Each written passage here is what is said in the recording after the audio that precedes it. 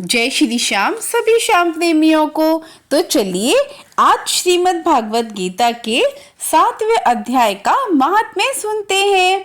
भगवान शिव जी कहते हैं, हे पार्वती, अब मैं 7वें अध्याय का महात्म्य बतलाता हूँ, जिसे सुनकर कानों में अमृत राशि भर जाती है। पाटलिपुत्र नामक एक दुर्गम नगर है, जिसका गोपुर यानी द्वार बहुत ही ऊंचा है। उस नगर में शंखकर्ण नामक एक ब्राह्मण रहता था। उसने वैश्यव्रती का आश्रय लेके बहुत धन कमाया, किंतु ना तो कभी पितरों का तर्पण किया और ना ही कभी देवताओं का पूजन ही। वह धनोपार्जन में तत्पर होकर राजाओं को ही भोज दिया करता था। एक समय की बात है, उस ब्राह्मण ने अपना चौथा विवाह करने के लिए पुत्रों और बंधुओं के साथ यात्रा की। मार्ग में आधी रात के समय जब वह सो रहा था, एक सर्प ने कहीं से आकर उसकी बाहों में काट लिया। उसके काटते ही ऐसी अवस्था हो गई कि मणि, मंत्र और औषधि आदि से भी उसके शरीर की रक्षा असाध्य जान पड़ी। तत्पश्चात कुछ ही क्षणों में उसके प्राण पखेरु उड़ गए। फिर बहुत समय के बाद वह प्रेत सर्प योनि में उत्पन्न हुआ। उसका चित्त धन की वासना में बंधा हुआ था। उसने पूर्व वृत्तांत को स्मरण करके सोचा, मैंने जो घर के बाहर करोड़ों की संख्या में अपना धन गाड़ रखा है, उससे इन पुत्रों को वंचित करके स्वयं ही उसकी रक्षा करूंगा।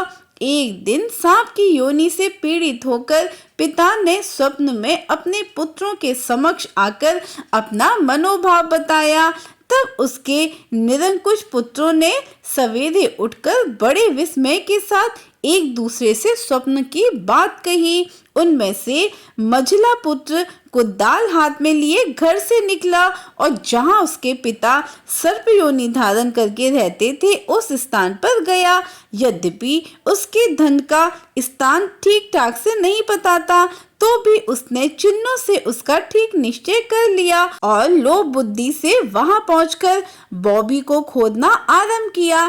तब उस बॉबी से बड़ा भयानक सांप प्रकट हुआ और बोला, ओ मूढ़, तू कौन है? किस लिए यहाँ आया है और बिल क्यों खोद रहा है? अथवा किसने तुझे मुझे भेजा है? ये सारी बातें मेरे सामने बता। पुत्र बोला, मैं आपका पुत्र हूँ, मेरा नाम शिव है। मैं रात्रि में देखे हुए स्वप्न से विस्मित होकर यहाँ का सुवर्ण लेने के कौतूहल से आया हूँ। पुत्र की ये वाणी सुनकर वह सांप हंसता हुआ उच्च स्वर से इस प्रकार स्पष्ट वचन बोला, यदि तू मेरा पुत्र है तो मुझे शीघ्र ही बंधन से मुक्त करो। मैं पूर्व जन्म के गाड़े हुए धन के लिए ही सर्प योनि में उत्पन्न हुआ हूँ। पुत्र ने पूछा, पिताजी, आपकी मुक्ति कैसे होगी? इसका उपाय मुझे बताइए, क्योंकि मैं इस रात में सब लोगों को छोड़कर आपके पास आया हूँ। पिता ने कहा, बेटा, गीता के अमृत में 7वें अध्याय को छोड़कर मुझे मुक्त करने में तीर्थ, दान, तप और यज्ञ भी सर्वथा समर्थ नहीं है। केवल गीता का 7वां अध्याय ही प्राणियों के जरा, मृत्यु आदि दुख को दूर करने वाला है। हे पुत्र, मेरे श्राद्ध के दिन 7वें अध्याय का पाठ करने वाले ब्राह्मण को श्रद्धा पूर्वक भोजन कराओ, इससे निसंदेह मेरी मुक्ति हो जाएगी। हे वत्स, अपनी शक्ति के अनुसार पूर्ण श्रद्धा के साथ वेद विद्या में प्रवीण अन्य ब्राह्मणों को भी भोजन कराना। सर्प योनि में पड़े हुए पिता के ये वचन सुनकर सभी पुत्रों ने उसकी आज्ञा के अनुसार उससे भी अधिक किया।